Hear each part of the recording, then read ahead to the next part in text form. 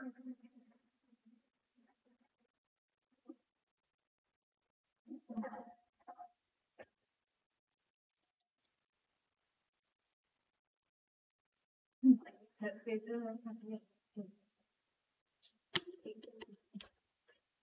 जो अंदर आवे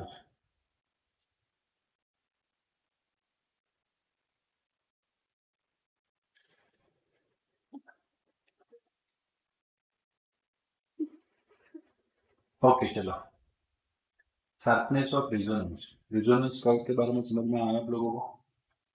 पक्का ना? क्या है? Maximum amplitude at the beach condition, resonance condition, and that is omega 0। क्या फॉर्मूला होता है ओमेगा 0 का? 1/√L से। ओके, तो हमने कल एक कर्व भी देखा था जिसमें हमने करंट के एम्पलीट्यूड को विद ओमेगा फ्रीक्वेंसी वेरी करवाया था। आए समझ में? Okay, obtain an equation for sharpness of resonance in a LCR series AC circuit and what quality factor Q। आपको एक्सप्लेन भी करना है कि क्वालिटी फैक्टर Q क्या है। Explain bandwidth also. आप दूसरा क्या एक्सप्लेन करोगे? बैंडविड्थ को।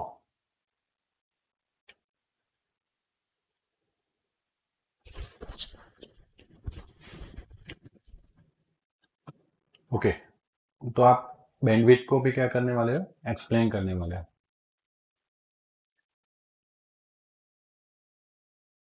एक ट्राई तो बनता है, एंकर पे जाकर अच्छे से देखना कि वॉइस क्रैक नहीं हो रही है, क्योंकि हमने 950% एक्सटेंड किया है वॉइस को। समझ में आया? थ्रू द सॉफ्टवेयर, तो थोड़ा सा क्रैकिंग ना आए वो देखना, बाकी आएगा तो नॉर्मल पे ले आएंगे। पीछे शिफ्ट हो जाओ। कहाँ ऑन है? ऑन है वो, बैठ जा। The amplitude of the current in the series LCR circuit that Im equals to Vm upon Z। Z की जगह पे क्या है? R square plus 1 upon omega C minus omega whole square, और उसका क्या आएगा? अंडर रूट, जिसको कभी कभी XC/XL भी बोलते हैं। ओके, एंड हमने देखा था कि रिजोनेंस फ्रीक्वेंसी कौन सी है? Omega 0 equals to 1 upon under root L से। एम्पलीट्यूड ऑफ करंट उस टाइम पे क्या हो जाता है?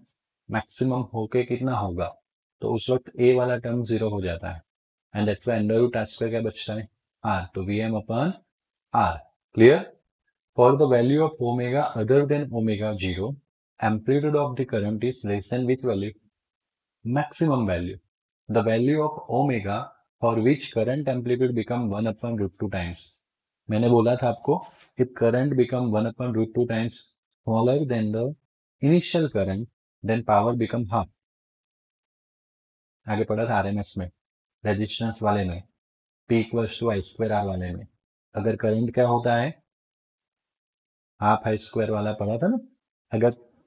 अगर पावर क्या करना है? हाफ करना है, तो करंट बिकम 1 अपॉन √2 टाइम्स, है ना। मानो कि किसी I1 करंट के लिए पावर कितना है? P, तो P/2 पावर के लिए करंट कितना होगा? तो दैट इज I1 अपॉन √2। क्यों? क्योंकि P प्रोपोर्शनल टू क्या है? I2। बाकी इनिशियल लेक्चर देखने पड़ेंगे, थोड़ा वहां पे I2 अपॉन I1 करके दिया है मैंने।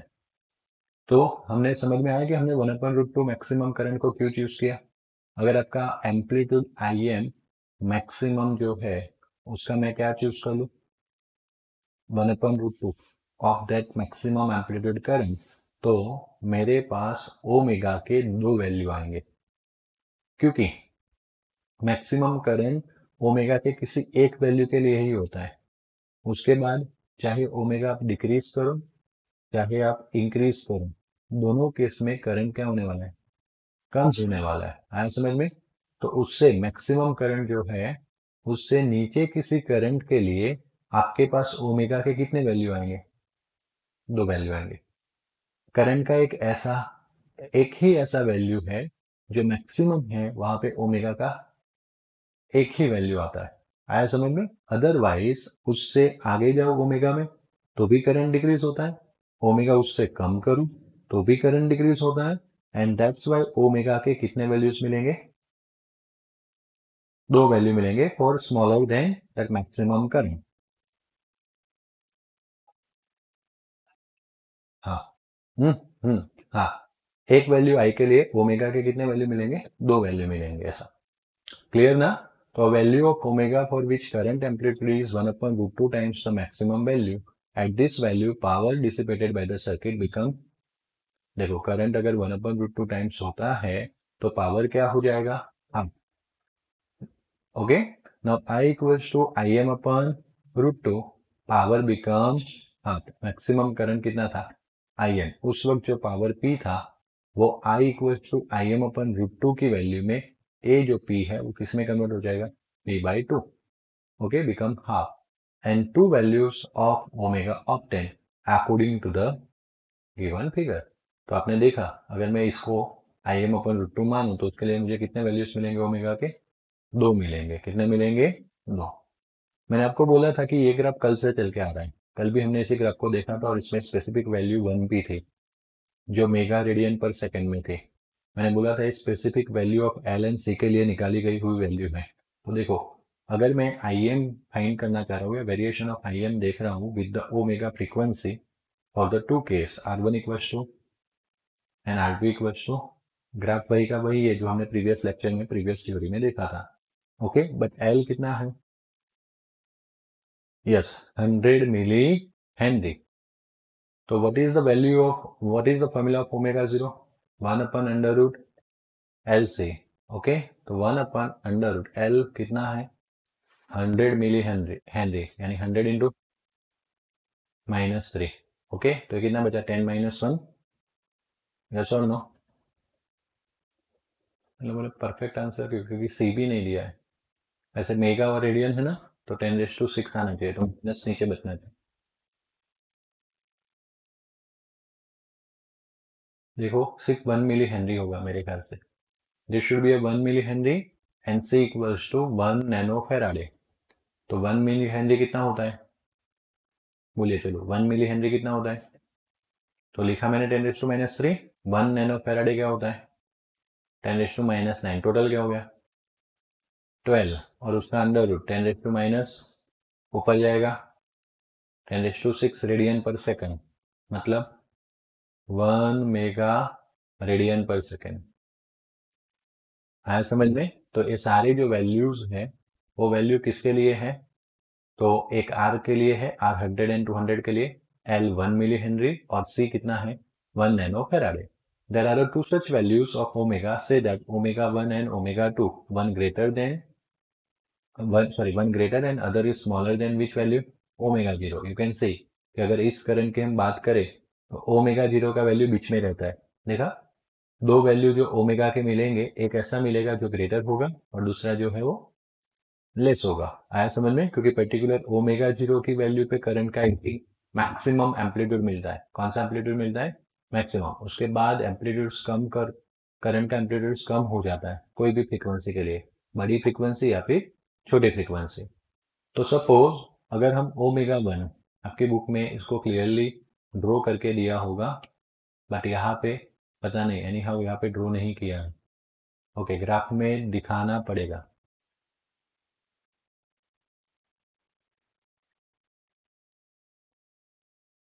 अगर ये मेरा कौन सा वैल्यू है, Im का भी मैक्सिमम, Im मैक्सिमम, ओके, तो मैं उसका 70%, 1/√2 पता है ना 70%, तो दिस इज Im उसका भी मैक्सिमम डिवाइड बाय क्या है √2, तो उसके रिगार्डिंग यहाँ पे एक वैल्यू आएगी और एक वैल्यू यहाँ पे आएगी, this is omega 1, this is omega 2, suppose A difference delta omega है, कितना है, तो सिमेट्री की वजह से ए डिफरेंस भी क्या हो जाएगा डेल्टा ओमेगा हो जाएगा, हाँ या नहीं। तो अब मैं ओमेगा 1 को लिखना चाहता हूँ कितना है, तो यहाँ तक कौन सा वैल्यू था ओमेगा 0, कितना वैल्यू था, उसमें कितना आगे जाना है डेल्टा ओमेगा। अगर मुझे ओमेगा 2 लिखना है तो यहाँ पे कौन सा वैल्यू है, इससे कितना पीछे जाना है डेल्टा ओमेगा, आया समझ में। थोड़ा मैग्नीफाई करके ड्रॉ करूँ इस पिक्चर को तो कुछ इस तरह से है कि बीच में आपका एक वैल्यू कौन सा है ओमेगा 0, ए वैल्यू कौन सा है, ए वैल्यू कौन सा है, और ये डिफरेंस कितना है और यहाँ पे भी डिफरेंस सिमेट्री की वजह से कितना है, तो ओमेगा 1 इक्वल्स टू क्या लिख सकते हो, ओमेगा 0, जिसमें कितना आगे जाना है, मतलब omega 0 plus delta omega. Omega 2 equals to क्या लिख सकते हो, ओमेगा 0 माइनस डेल्टा ओमेगा लिख सकते हो कि नहीं। तो ये रहा आपका value omega 1 equals to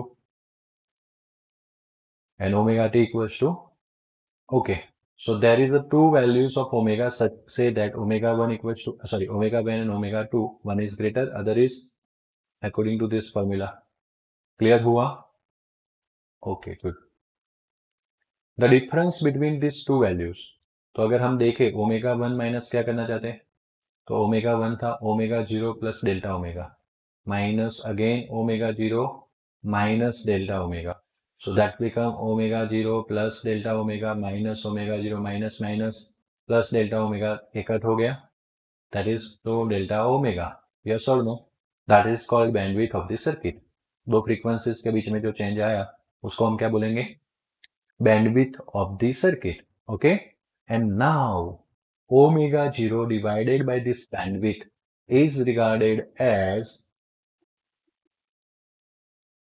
measures of the sharpness of resonance, उसको हम बोलते हैं शार्पनेस ऑफ रिजोनेंस। कैसे, अगर मेरा ए ग्राफ इस तरह से बन रहा है, आया समझ में, तो आप देखोगे कि डेल्टा ओमेगा का वैल्यू क्या मिलने वाला है, कम, ओके। और अगर ग्राफ मेरा ऐसे बन रहा है तो डेल्टा ओमेगा का वैल्यू क्या मिलने वाला है, ज्यादा। तो if delta omega is smaller than this ratio is greater, that means we can say that sharpness is more। if delta omega is bigger, अगर ये बड़ा होगा तो ratio become smaller, तो we can see sharpness is come, less। आया समझ में, clear. तो sharpness width से पता चलेगा, कहाँ से पता चलेगा, width, और width मतलब 2 डेल्टा ओमेगा, दो फ्रीक्वेंसी के बीच में कितना गैप है, that is 2 delta omega is the width। तो इसीलिए फिजिक्स में हमने मेन हमारी रिजोनेंस फ्रीक्वेंसी को जब 2 डेल्टा ओमेगा से डिवाइड करते हैं तो एक जो क्वांटिटी आपको मिलती है उसको हम बोलते हैं शार्पनेस, और इस क्वांटिटी को बोलते हैं क्यू फैक्टर। क्या बोलते हैं, क्यू फैक्टर मतलब quality factor. Q for what, quality. वो जो पर्टिकुलर एलसी रिजोनेंस वाली सर्किट हमने बनाई है उसकी क्वालिटी कैसी है। अगर क्यू फैक्टर अच्छे से ज्यादा होगा, शार्पनेस कब मिलेगा, लाइक दिस, तो वो अच्छे से ट्यून कर पाएगा, क्योंकि अल्टीमेटली रिजोनेंस की बात आएगी। और एलसी सर्किट कहाँ यूज होती है,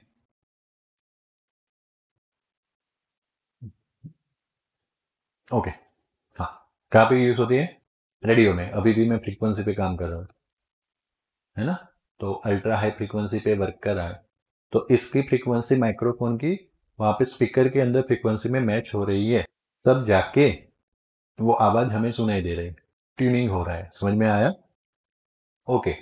the smaller the delta omega, sharper और नैरोवर इज द रिजोनेंस। मैंने बताया ना, स्मॉलर डेल्टा ओमेगा तो शार्प बन जाएगा, नैरो बन जाएगा, ज्यादा डेल्टा ओमेगा होगा तो विड्थ बढ़ जाएगी। आया समझ में, कोई doubt, okay. Obtain the equation of the bandwidth for LCR series AC circuit and deduce an equation of Q factor. Already हमने क्यू फैक्टर तो निकाल दिया, सिर्फ बोलना बाकी था कि ये क्यू फैक्टर है, okay. So when omega 1 equals to omega 0 plus delta omega, amplitude of current become Im equals to Im maximum, ऐसा आएगा, Im maximum अपन √2, इसको हम चेंज कर सकते हैं, Im maximum अपन √2, और इसको सिर्फ फिर I लिखेंगे, क्या लिखेंगे, I, and hence amplitude of current at which frequency, omega, तो हमें Im नहीं ले रहे, I ले रहे हैं, यस और नो, ओके, सही है, अभी सही है, अभी के लिए सही है। हमें Im मैक्सिमम का वैल्यू रखना है ना, इसलिए हम क्या कैलकुलेट कर रहे हैं अभी, Im इक्वल्स टू Vm अपन, तो Vm अपन √R², XC माइनस XL आएगा, बट इन लोगों ने उल्टा कर दिया है ना, बट हमने जो पढ़ा है वो रख लेते हैं, 1 अपन ओमेगा 0 C, और यहाँ पे ओमेगा 0 L, लेकिन वो भी हम कौन से फ्रीक्वेंसी पे कैलकुलेट करें, तो ओमेगा वन आना चाहिए। आया समझ में? है या ना? ओके। हाँ, बात एक ही रहती, बट वो हम थोड़ी ना याद रखेंगे इस थ्योरी में हमें ऐसा करना था। आपके दिमाग में कंफ्यूजन हो जाता है, इसलिए मैंने वो चेंज करवा दिया। बाकी मुझे पता है बात एक ही रहती। कोई बच्चे पूछते हैं सर इसमें हम पे चेंज करके लिखे या वो लिखे, इसलिए मैंने पहले से ही चेंज करवा दिया। ओके चलो, अब देखो बेटा, इस IM की बात करें हम तो यहां से IM मैक्सिमम क्या होगा? ओके नहीं, मैं विषय अभी मैंने देखो, अभी मैंने क्या किया, ओमेगा वन लिख दिया, आया ना? तो ये IM नहीं था, मैं पहले सही लिख रहा था, ये I था। I equals to VM by क्या होता है? जेड। एक्चुअली में V बाई जेड होता है, और V को हम VM ले ले मैक्सिमम के लिए, तो VM बाई जेड में ये होगा। लेकिन मैंने जैसे ओमेगा वन कर दिया, क्या कर दिया? ओमेगा वन, ए कौन सा बन गया? I, जो 1/√2 वाला था। ओके, या तो फिर इसमें कंफ्यूजन कहाँ है पता है? कंफ्यूजन इसमें हो गया उस कैपिटल लेटर और स्मॉल लेटर के अंदर। ये सही था, कैपिटल आई सही था, कैपिटल आई सही था, लेकिन सिर्फ यहाँ पे मुझे क्या करना था? IM maximum. आपको पता है कि जब हम मैक्सिमम करंट जो होता है, कौन सा करंट? मैक्सिमम, उसका क्या लेते हैं? 1/√2, तो वो RMS करंट बन जाता है, और RMS को हम कैपिटल से रिप्रेजेंट करते हैं। किससे रिप्रेजेंट करते हैं? कैपिटल से। आया समझ में? तो वो कैपिटल I जो था, फिर यहाँ पे हम नहीं लिखेंगे, कैपिटल I जो था वो IM मैक्सिमम का कौन सा था? 1/√2। पर आपको पता है कि कैपिटल I RMS वैल्यू तब मिलता है जब मैं इस IM अपन मैक्सिमम को क्या लिखूं? VM अपन जेड, और उसमें जो जेड है वो मुझे कौन से फ्रीक्वेंसी पे ढूंढना है? ओमेगा वन फ्रीक्वेंसी पे। कौन सी फ्रीक्वेंसी पे ढूंढना है? Omega one. बट आपको पता है अगेन कि ये जो I है उसको मैं क्या लिख सकता हूं? IM मैक्सिमम अपन √2, तो मैंने इसको लिखा IM maximum upon √2। But IM maximum क्या है आपको पता है? VM अपन R, रिजोनेंस के दौरान। IM मैक्सिमम रिजोनेंस के टाइम पे क्या मिला था? क्योंकि XC माइनस XL क्या हो गया था? आपका कॉन्फिडेंस गायब है, मतलब आपको कुछ टक्का नहीं पड़ रहा है। ओके, टक्का नहीं पड़ रहा है तो एक ही रास्ता है,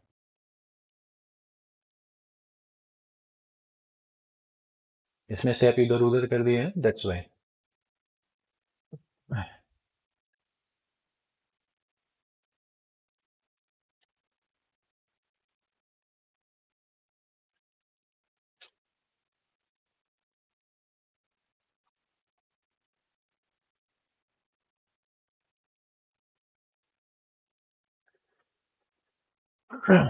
देखिए, इस थ्योरी को हम एक्सप्लेन कर रहे हैं, है या ना?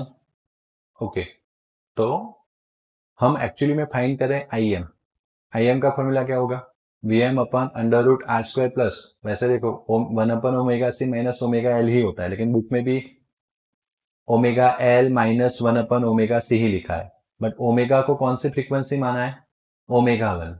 ओके, हम ओमेगा वन पे करंट को ढूंढ रहे हैं, आया समझ में? बट आपको पता होना चाहिए कि जब आप ओमेगा वन या क्या यूज करने वाले हो? ओमेगा टू, तो ये ऐसे फ्रीक्वेंसी है, यहाँ पे भी नहीं बताया मैंने, वो बताया था ना IRMS वाला, यहाँ से ऐसे करके दो फ्रीक्वेंसी बताया था, याद आ रहा है? एक को क्या बोला था और दूसरे को ओमेगा टू। वो फ्रीक्वेंसी ऐसे है जिसमें ओरिजिनल पावर जो यहाँ पे मिल रहा था पावर P, वो कितना होने वाला है? तो यहाँ पे जो करंट आपको IM मैक्सिमम मिल रहा था, क्योंकि पूरा IM करंट का ग्राफ है, तो यहाँ पे IM जो मैक्सिमम मिल रहा था वो IM मैक्सिमम यहाँ पे क्या होने वाला है? हाँ, IM मैक्सिमम अपन √2। आया समझ में? तो जब मैं ओमेगा वन ले रहा हूं तो मेरा करंट क्या होगा? IM मैक्सिमम अपन √2 होगा। तो इसीलिए जैसे मैंने इसको ओमेगा वन लिखा, मैं इसी के इक्वल्स टू IM की जगह पे क्या लिख सकता हूं? IM मैक्सिमम अपन √2। तो उसमें भी वही समझाया जा रहा था, अगर आप अच्छे से समझो तो। बट इसमें गड़बड़ियां क्या की हुई है? सब बातें मिक्सअप में है। जैसे ओमेगा वन वाली फ्रीक्वेंसी हुई, एम्पलीट्यूड ऑफ करंट जो है स्मॉल आई में ही जाने देंगे। Small IM equals to IM maximum upon क्या होगा? √2, क्योंकि कौन सा फ्रीक्वेंसी है?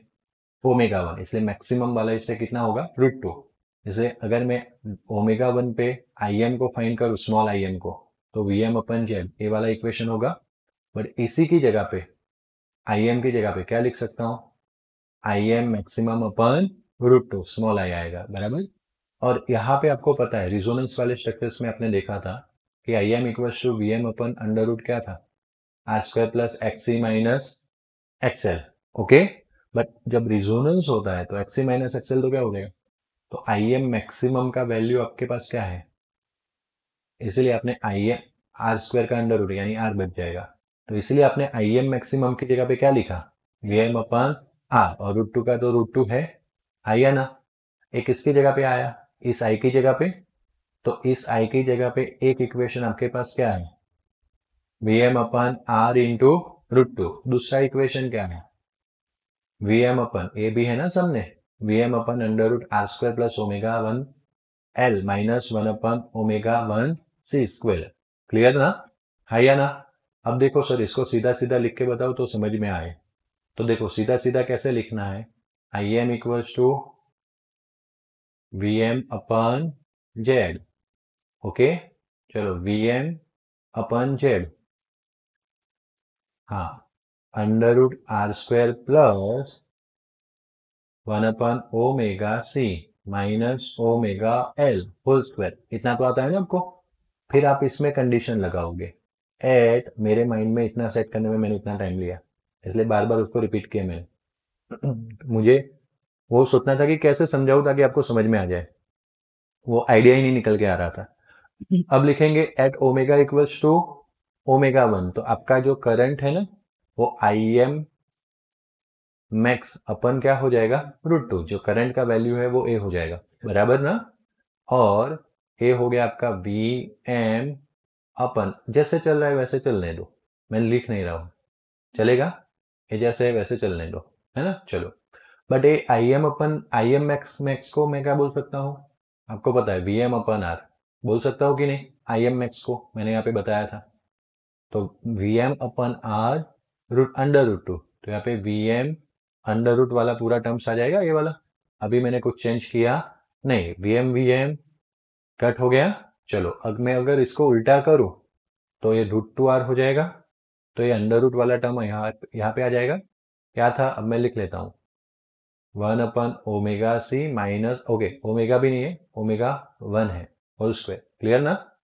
ओके, मुझे यहाँ पे एक कॉपी करना था बट इसमें ओमेगा 1 लेना था, क्योंकि मैंने ओमेगा इक्वल टू क्या लगाया हुआ है, ओमेगा 1। क्लियर।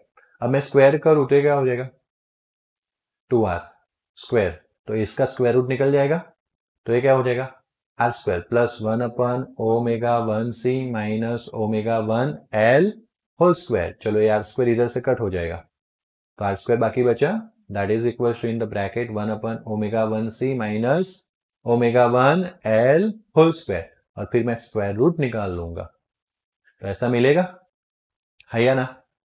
कंफर्म, मतलब थोड़ा बहुत अलग रहेगा बट हाँ, माइनस का नहीं, एग्जैक्टली वो आगे पीछे रहेगा।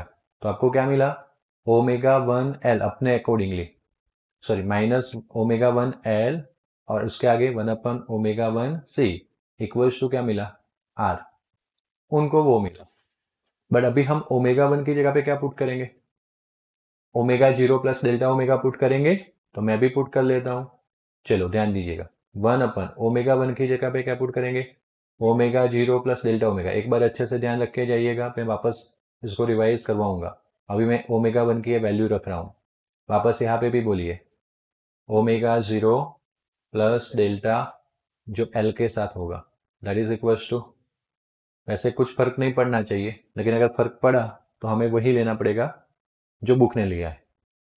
इन शॉर्ट जो स्टेप्स है ना वो रिवाइज करने होंगे ब्रैकेट के अंदर जब स्क्वायर था, क्योंकि ब्रैकेट के अंदर उसको रिवाइज करते हैं तो माइनस का प्लस ही हो जाएगा स्क्वायर की वजह से।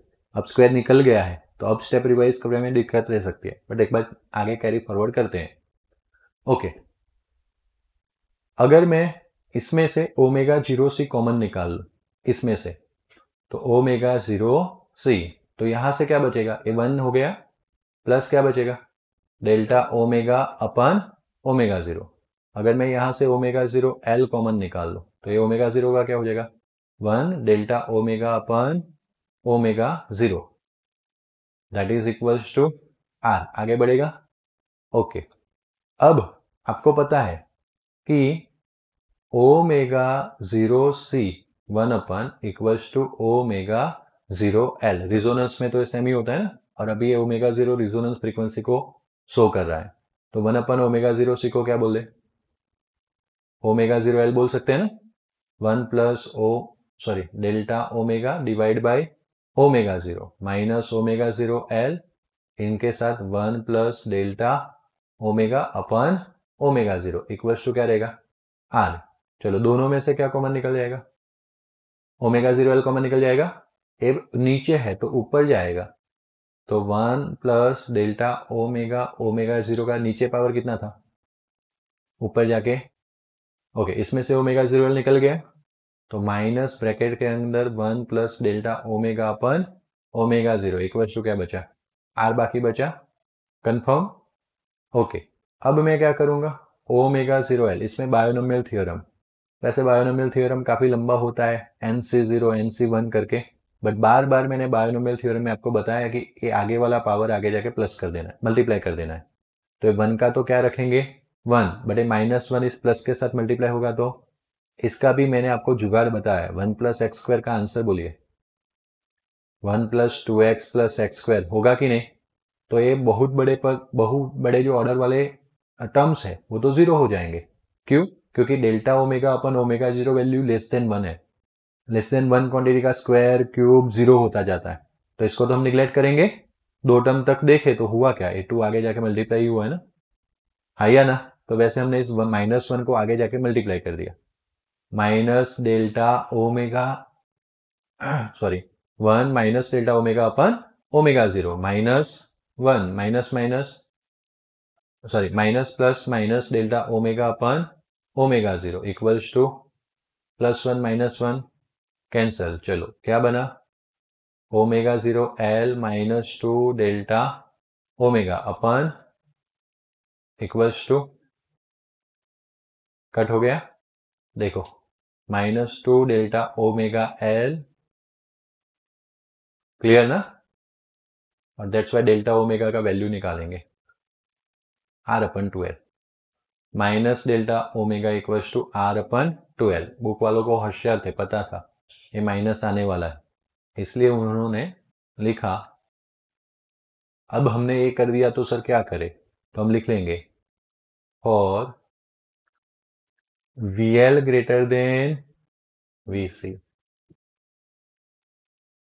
ये हमने VC ग्रेटर देन VL के लिए प्रूव किया ना।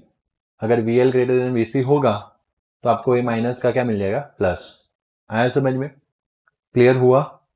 बाकी हमें बुक वालों की जैसे पहले से ही कर दिया होता है रिवर्स, तो ये माइनस क्या आता, प्लस ही आ जाता। बात क्लियर। पूरी थ्योरी इस तरह से मुझे लिखनी पड़ी क्योंकि अंदर क्या था पता नहीं। यहाँ पे पहले ही स्टेप में 2 बार गोल गोल घुमाया उन्होंने, बुक में भी। तो मैंने कहाँ से स्टार्ट किया, बोलो, IM equals to VM/Z। Theory का नाम भी समझ लो कि हमें इसमें कौन सा फैक्टर एक्सप्लेन करना है, क्यू फैक्टर एक्सप्लेन करना है। क्या एक्सप्लेन करना है, क्यू फैक्टर। तो क्यू फैक्टर में हम IM इक्वल्स टू VM/Z रखेंगे। दूसरा भी अभी दिमाग में डाल दो कि हम ओमेगा एल -1/ओमेगा C लेंगे। भले मैंने 1/ओमेगा C माइनस ओमेगा एल लिया है, लेकिन अब घर पे ओमेगा एल आगे, -1/ओमेगा C कहाँ लेना, पीछे, तो आपका वो माइनस निकल जाएगा। समझ में आया।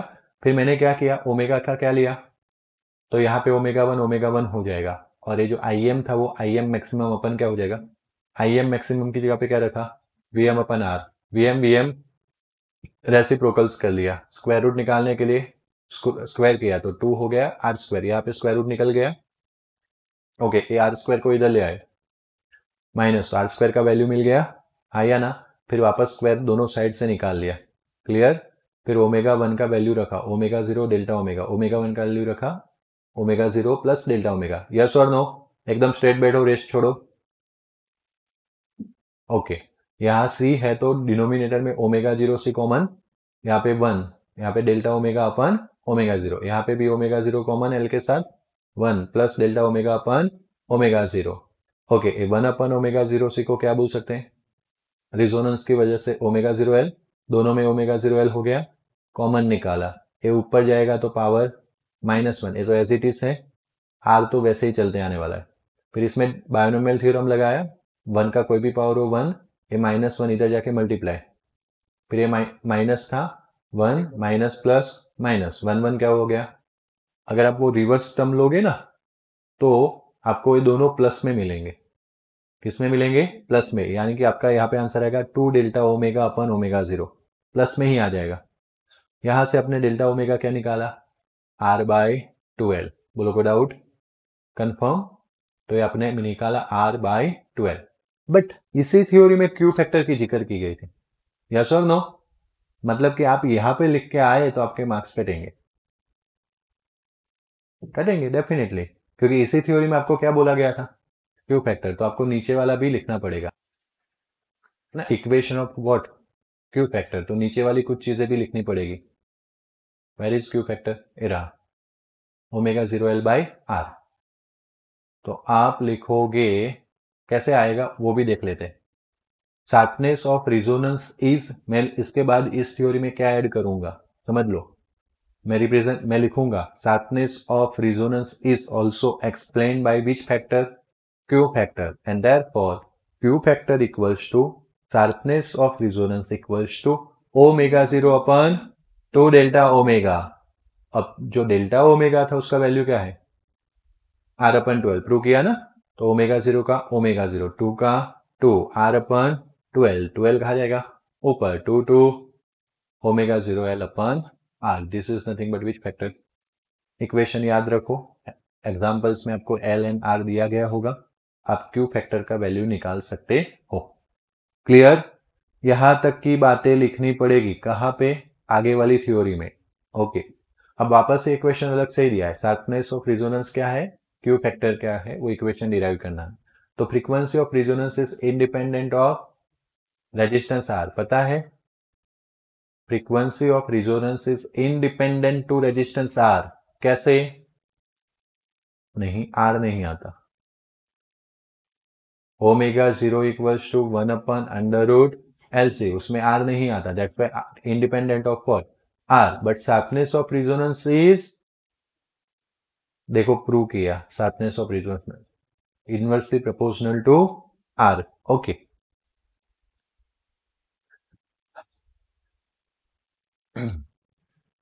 पूछो।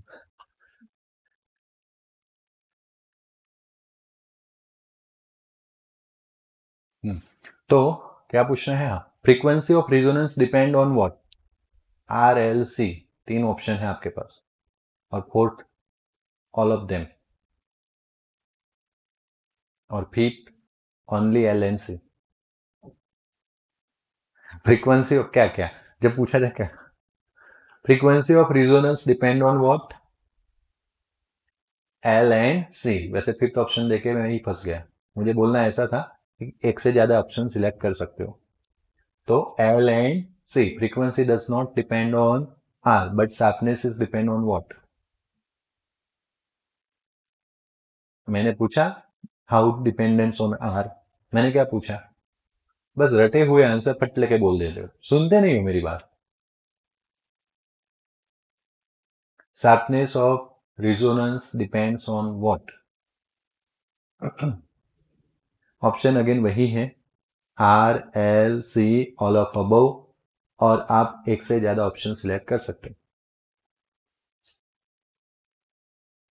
कैसे भी। LNR कौन सा फॉर्मूला से तुम बोल रहे हो कि वो LNR पे डिपेंड रहेगा, ऐसा पूछ रहा हूं। ओमेगा 0L/, तुम बोल दो पहले कौन सा फॉर्मूला?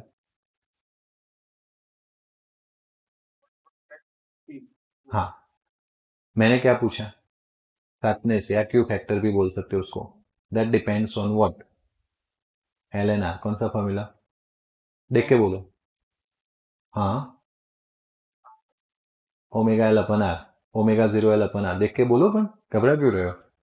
कौन सा फॉर्मूला है क्यू फैक्टर का? बट मैं बोलूं कि वो गलत है तो? सिर्फ आपने LNR देख के जंप किया। अगर इतना ही सिंपल पूछना होता तो मैं 5 मिनट वेस्ट करने वाला था, तो सोचो फिर। एलसी कैसे? एलसी दे दूं मैं? मैं नहीं दे सकता ना, वो तो स्कूल वाले देते हैं। बोलो कैसे? हाँ तो ओमेगा 0 कैसे? गुड, सब में नहीं आता। हाँ ऐसे। हाँ, कुछ भी बोलते हो तो मैं पकड़ लूंगा। अब समझ में आया? मैंने क्या बोला पहले? Resonance frequency depend on what? Only LNC does not depend on R, but sharpness is depend on all. क्योंकि ओमेगा 0 भी पे डिपेंड है ना। ओमेगा 0 क्या है? चलो प्रूव करते हैं इसको। इसको आगे बढ़ाते हैं। ए ओमेगा 0 होता है 1/√L√C। ए L जो होता है वो √L/L लिख सकते हैं ना। और नीचे कौन है? एक √L क्या हो गया? तो 1/R√L/C। That is your Q factor. आ गए तीनों, है ना? तो अच्छे से सोच समझ के आंसर देना है। कोई एक फॉर्मूला आ जाए इसका मतलब नहीं खुद पढ़ना है। Got it? जैसे आपको ओमेगा 0 L/R याद है और आप सिर्फ लिख के आओ कि L एन R पे डिपेंड है तो गलत है, क्योंकि आपने किसको इग्नोर कर लिया? जो इटसेल्फ किस पे डिपेंड था? √LC। क्लियर ना? ओके। तो omega 0 L/R called which factor? वैसे वो क्वालिटी फैक्टर ही शार्पनेस है। समझ में आया? क्योंकि हमने शार्पनेस ऑफ रिजोनेंस ढूंढा था ना। वो क्या आया? Omega 0 L/R। तो वही कौन सा फैक्टर है? क्यू फैक्टर है, क्वालिटी फैक्टर है। Quality factor that's why Q equals to omega 0 L/R। अब आपको पता है क्यू फैक्टर को अगर आप शार्पनेस बोलोगे तो शार्पनेस हमने किसको बोला था? ओमेगा 0/2 डेल्टा ओमेगा, मतलब कि रिजोनेंट फ्रीक्वेंसी ओवर बैंडविड्थ, मतलब कि omega 0 over omega 2 minus. Okay, इस तरह से बैंडविड्थ ढूंढनी है तो क्यू कहा जाएगा? तो omega 0/Q, that is the double, मतलब that is the bandwidth, not double, it's a bandwidth only. Okay, where omega 2 and omega 1 are the frequency where current amplitude Im maximum with 1/√2. यहाँ पे क्या आएगा? Im maximum with 1/√2 and that amplitude is known as RMS, not IRMS का maximum लेना नहीं है। Im maximum का जो 1/√2 वैल्यू मिलने वाला है उसी को हम क्या बोलने वाले हैं? IRMS बोलने वाले हैं। तो लिखने में ध्यान रखना है, यहाँ पे मुझे सिर्फ Im चाहिए। आया समझ में? ओके। सो द लार्जर, भर भर के मिली है ना इस चैप्टर में मिस्टेक? मिली है कि नहीं? Okay. So the larger value of Q, the smaller value of 2 delta omega, वो तो पहले से पता है। बैंडविड्थ अगर कम होगी तभी जो हमारा रिजोनेंस कर्व है वो शार्प होगा, और जब वो शार्प होगा तभी तो क्वालिटी फैक्टर अच्छा होगा। आया समझ में? Okay then, omega 0² equals to क्या हो सकता है? क्यू इक्वल्स टू क्या था? ओके, ओमेगा 0² क्या है? तो ओमेगा 0 कहाँ ले गए? नीचे। एल कहाँ ले गए? ऊपर। ओके, अब यहाँ पे जो एल है ना उसकी जगह पे क्या लिखा?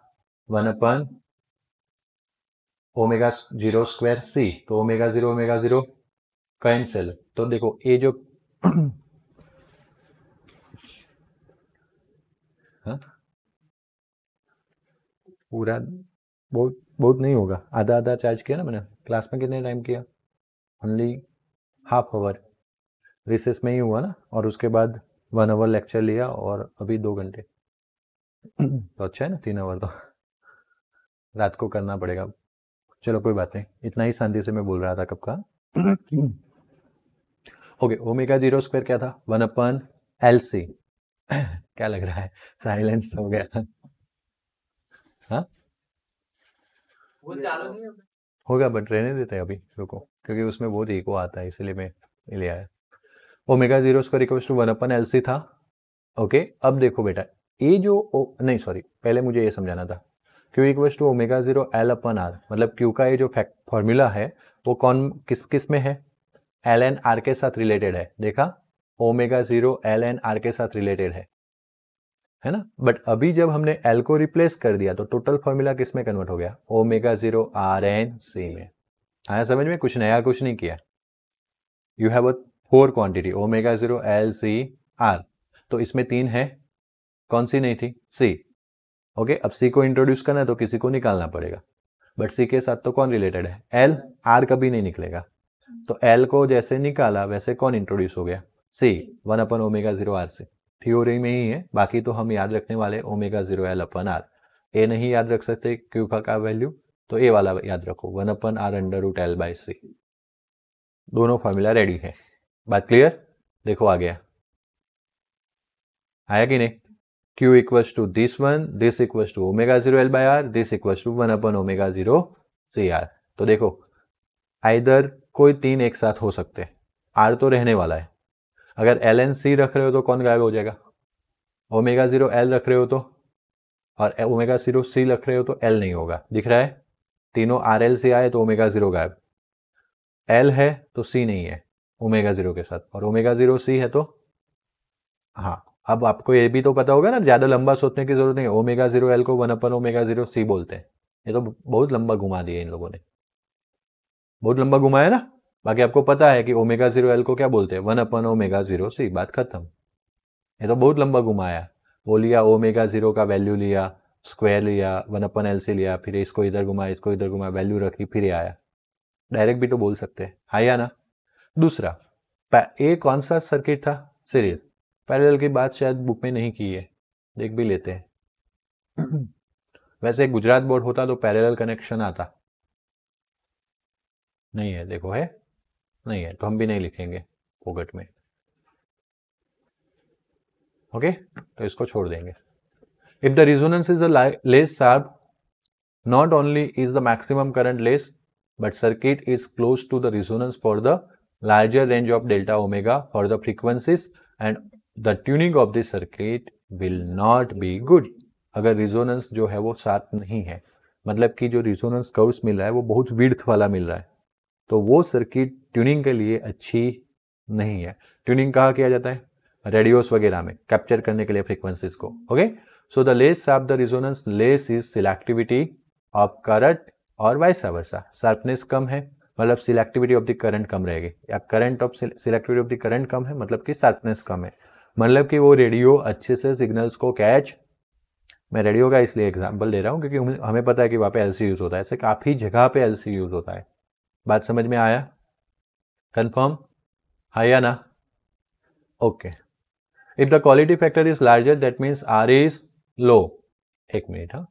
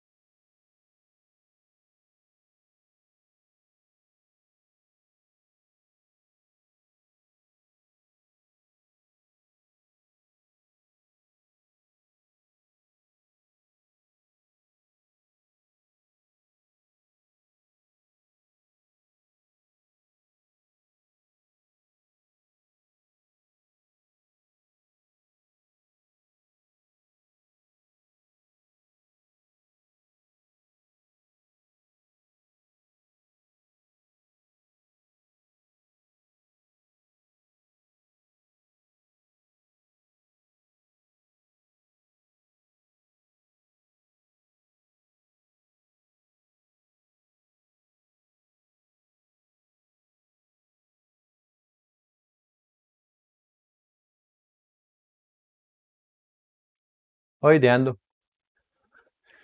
नहीं तो आपका फिर स्टार्ट होता है बंद नहीं होता है। चलो क्वालिटी फैक्टर क्यू का फॉर्मूला बोलो। मतलब कि अगर क्वालिटी फैक्टर लार्ज है इसका मतलब आर क्या है? Resistance of the circuit become low, है ना?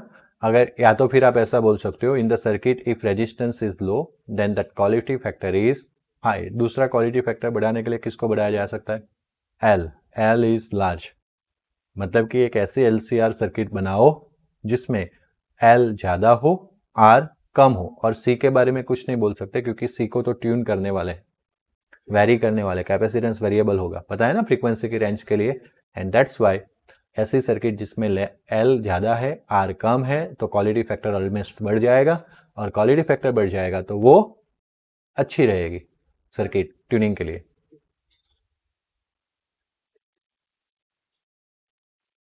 नहीं, कैसे ज़्यादा करंट कैसे?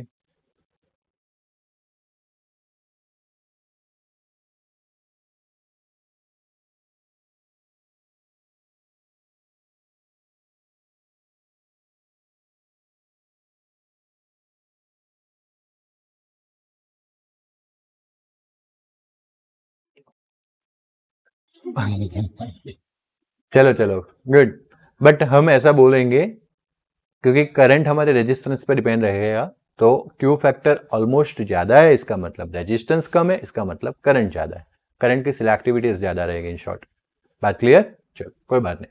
और ये जो मैंने बीच में कैलकुलेट करवा दिया था 1 milli henry and 1 nano faraday, calculate करवाया था ना, उन्होंने गलत दिया था, 100 मिली हेनरी दिया था और सी तो दिया ही नहीं था।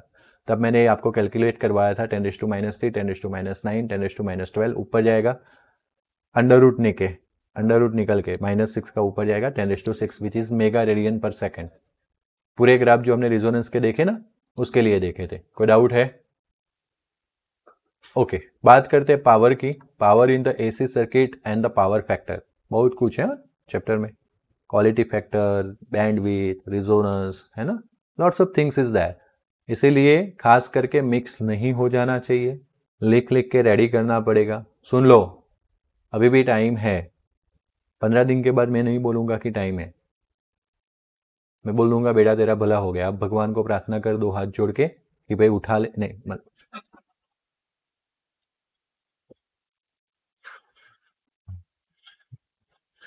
अरे उठा ले इन द सेंस 12th में से उठा ले, ऐसा कुछ भी यार, कहाँ पहुंच जाते हो आप?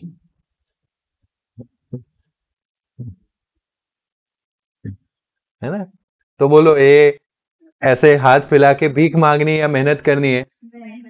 हाँ तो बस फिर मेहनत करने लगो, 15 दिन है, आया समझ में? ओके, 15 दिन में 15 चैप्टर भी पढ़ सकते हैं, क्योंकि पढ़े हुए चैप्टर्स में देर नहीं लगने वाली है, इतना भी मत डरो एग्जाम से। वो पढ़ते जाना है और नए चैप्टर्स को रिवाइज मतलब कि अडॉप्ट करते जाना है दिमाग में, आया समझ में? और तभी गाड़ी दौड़ेगी, और आपका ट्रैकिंग होना चाहिए कि आपने कौन से चैप्टर्स कर दिए, कौन से बाकी है। और पैटर्न तो यही है, पहले एनसीईआरटी 2 बार पढ़ो, सारे क्वेश्चंस आंसर में जो पढ़ा रहा हूं वो पढ़ो, एंड देन एमसीक्यू, है ना। और एमसीक्यू में बहुत लंबा मत सोचो, जितना बोला है उतने स्पान में करो, उसी में से 35 क्या 40 मार्क्स लेके आ जाओगे एमसीक्यू में भी। फिर आप घाव का करोगे और कुछ काम का नहीं रहेगा, उसका मतलब रहेगा, है ना। तो प्लीज जो स्पान बोला है उसमें से किया कीजिए।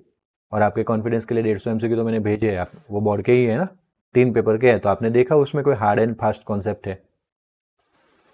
देखा आपने? देखा सही, देख लिया ना। और इतनी इतनी 4 लाइन लिखता हूं उसमें एमसीक्यू कंप्लीट हो जाता है, आया ना। वो 4 लाइन सोचनी होती है एमसीक्यू के आंसर तक पहुंचने के लिए, है ना, तो लंबा मत सोचो। Define the power for AC circuit, obtain an equation for average power for LCR circuit, LCR series AC circuit. Electric power is the rate of energy consumption in an electric circuit. Instantaneous power cannot be measured in a, and hence true power is measured. कभी भी किसी time पे क्या power है वो नहीं major किया जाता है ना, तो हम एवरेज मेजर करते हैं। क्या मेजर करते हैं? True power in AC circuit means value of, है ना, ये हमारे जैसे इंसान ही ऐसा कर सकते हैं। मतलब बेटा पहले से पता था एवरेज पावर लिखना है, बट ना, पहले ट्रू पावर लिखा, फिर सेकंड सेंटेंस में लिखा ट्रू पावर इज ऐसी एवरेज पावर, मतलब सर 2 सेंटेंस लिखे हैं ऐसे, एक मार्क्स तो मिल जाना चाहिए। ये जुगाड़ है, ये मैं और आप ही कर सकते हैं, और साथ में हमारे साथ कौन है? कुमार, वो भी ऐसा ही कर रहे हैं। चलो कोई बात नहीं। Let the voltage V equals to Vm sin omega t to a AC circuit drives a current in the circuit by I equals to Im sin omega t plus phi, I small, Im small, Im equals to Vm upon phi equals to XL by R। ये तो ऐसी theory हो गई कि आपने जैसे सुना कि LCR AC सीरीज सर्किट है, आपने उसका पूरा इंट्रोडक्शन दे दिया, पिक्चर जैसे मूवी के जैसे नंबर पढ़ दिए, है ना। हमने बोल दिया कि पावर इंस्टेंटेनियस मेजर नहीं कर सकते, इसलिए ट्रू पावर मेजर करते हैं। ट्रू पावर क्या होता है? एवरेज पावर होता है, और एवरेज पावर में हमने इस सर्किट को इतना वोल्टेज अप्लाई किया था, इतना करंट पास हो रहा था, IM का वैल्यू ये था, फाई का वैल्यू ये था। ये जो हमने आगे की थ्योरीज में बनाया था, बड़ी बड़ी थ्योरी, वो लिख दी शॉर्ट फॉर्म में। ओके ओके, अब बात करते हैं आगे। कुछ आगे बहुत हार्ड एंड फास्ट नहीं है, बहुत मस्त है। इंस्टेंटेनियस पावर P फाइंड करना है, स्मॉल p लिखेंगे तो यहाँ पे स्मॉल v स्मॉल i आएगा, small v Vm sin omega t, small i Im sin omega t plus phi, Vm Im आगे sine omega t plus phi, तो इसको 2 से मल्टीप्लाई करेंगे, इसको 2 से डिवाइड करेंगे। आया समझ में? तो 2s का फॉर्मूला होगा, कल बताया था -c प्लस सी, बताया था कि नहीं? अब ये जो आगे वाला c है ना, उसमें a प्लस बी आता है, और ये पीछे वाला है उसमें, और जब 2 साइन a हो और साइन b हो तब। आया समझ में? अब a माइनस बी करना है कि नहीं, तो a कैसा होना चाहिए? बड़ा। वैसे छोटा बड़ा हो कोई फर्क नहीं पड़ता, साइन माइनस को निकल जाता है ना। अभी एक मेरे मैथमेटिक्स का सर बताऊंगा, मुझे याद करवाना, बहुत फनी है। साइन माइनस को क्या हो जाता है? निकल जाता है। बट अभी हम बायोलॉजी वालों को कहाँ याद रहेगा, इसलिए हम क्या करेंगे, a को बड़ा रखेंगे। मतलब इसमें बड़ा वाला कौन है? a हो गया, और ये क्या हो गया? b। तो पहले तो 2 से डिवाइड किया, दिख रहा है 2 से डिवाइड, फिर 2 लगाया, तब जाके -c प्लस सी आएगा ना। तो पहला जो है वो a प्लस बी वाला -c में, तो माइनस कॉस में omega t plus 5 plus omega T करना है, तो कितना ओमेगा टी प्लस 5 हुआ? आया समझ में? और जो दूसरा c है -c प्लस सी, अब ये जो दूसरा c है उसमें क्या आएगा? तो omega t plus 5 minus omega T. आया समझ में? पक्का ना? कितने लोगों को समझ में आया? वापस एक बार मैंने इसको ओके